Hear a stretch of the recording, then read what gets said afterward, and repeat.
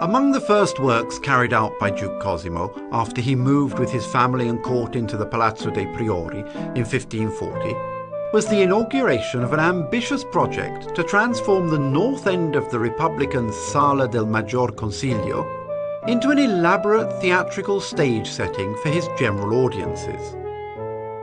The vast space was soon filled with stonecutters chipping away at columns, capitals and architectural mouldings in marble and pietra serena, according to the designs of the sculptor Baccio Bandinelli, who was assisted with the architecture by Giuliano di Baccio d'Agnolo.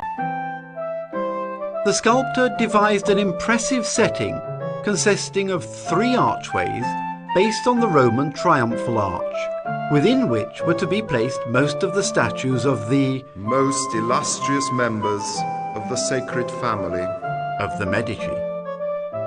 While the architecture was evidently inspired by the Roman triumphal arch, the statues, which seem so chilly and impersonal, represent a kind of official celebratory art derived from imperial Roman statuary, in accordance with the Duke's intention to commemorate forever himself and his actions, according to the example of the ancients, whose glory was perpetuated by statues and buildings.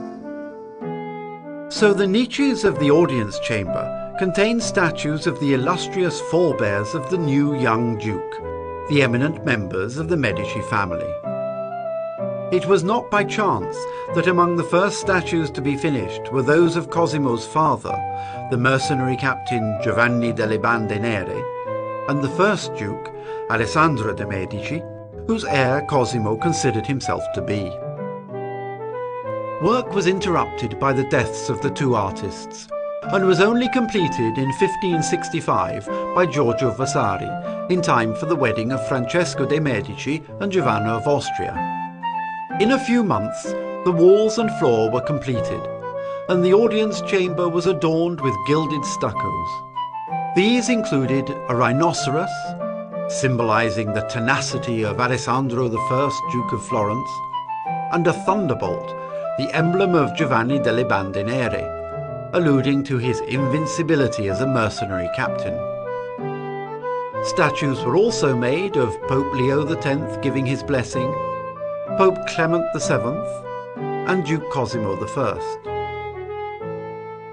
Finishing touches were applied many years later, in the reign of the Grand Duke Ferdinando I, when a new base was made for the statue of Leo X, and marble statues of Charles V and Francesco I were installed in 1594. Around 1562, Duke Cosimo had recalled from Rome the sculptor Vincenzo de' Rossi, and had commissioned from him a series of the 12 Labours of Hercules, in figures larger than life and sculptured in the round, possibly intended for a colossal fountain, but in fact used to complete the decoration of the Salone. The choice of Hercules had a double significance. The mythical hero was familiar to Florentines since the age of the communes as the giant who went round killing tyrants and wicked lords. But he was also the symbol of the Medici family, who, like him, had returned to power after many travails and had triumphed over all their enemies. According to Vasari, Vincenzo de' Rossi had finished Hercules and Cacus and Hercules slaying the centaur Nessus by 1568, and had roughed out other sculptural groups. He would later complete Hercules and Antaeus.